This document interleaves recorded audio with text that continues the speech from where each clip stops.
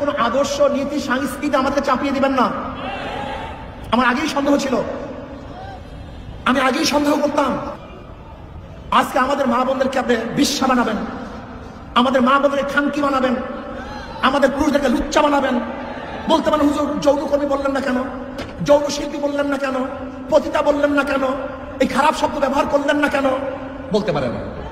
আমি তো মনে করি শয়তানেরা, দুষ্টরা এই সমস্ত খারাপ শব্দগুলিকে ভালো শব্দ দ্বারা পরিবর্তন করে ওদেরকে এই কাজে লিপ্ত করতে চায়।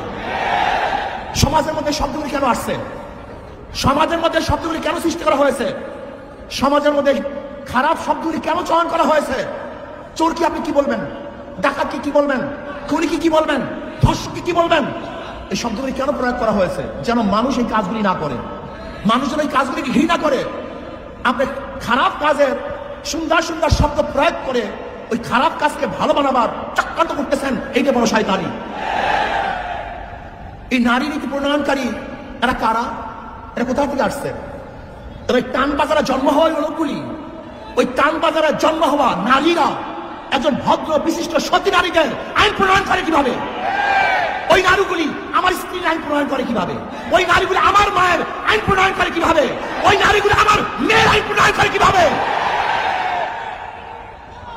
আমার মেয়ে সতী, আমার স্ত্রী সতী, আমার মা সতী, সে একজন নারী। আমার মায়ের, আমার বোনের, আমার মেয়ের, আমার ফুফি, আমার নানি, আমার খালার আইন ওই বিশ্বাস করবে কিভাবে?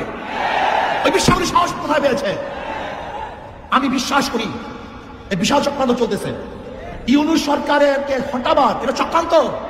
সবগুলি ভারতের দালাল, এই সবগুলির সাথে ক্যালকাটা সংযুক্ত আছে, সবগুলির সাথে ক্যালকাটা সংযুক্ত। আপনি দেখুন, কোন অবস্থাতেই বাতিল নয় এই প্রস্তাব দেওয়ার সাহস কিভাবে পেয়েছে বাংলাদেশে। ওদেরকে বিচার করতে হবে, বিচারের আওতায় আনতে হবে। এই ঢাকার বুকে প্রকাশ্যে বিচার করতে হবে, যেন ভবিষ্যতে এই ধরনের কোন প্রস্তাব আনতে কেউ সাহস না পায়। আমার মেয়েকে, আমার বোনকে, আমার ভাগ্নিকে, আমার মাকে বেশ্যা বানাবার যারা চক্রান্ত করতেছে ওদের চেয়ে বড় শত্রু আর কেউ হতে পারে না। নারী নীতির প্রত্যেকটা পৃষ্ঠায় পৃষ্ঠায় ধর্ম বিরোধিতা করা হয়েছে, প্রত্যেকটা পৃষ্ঠায় পৃষ্ঠায় ধর্মকে অপমান করা হয়েছে। আপনাকে সুখে থাকতে কি ভূতে কিলায় নাকি? আপনাকে ভূত পাইছে? আপনাকে ভূতে কিলায়? যদি ভূতে পেয়ে থেকে এমন কিলা শুরু করবো আপনি দেখতে পারবেন না।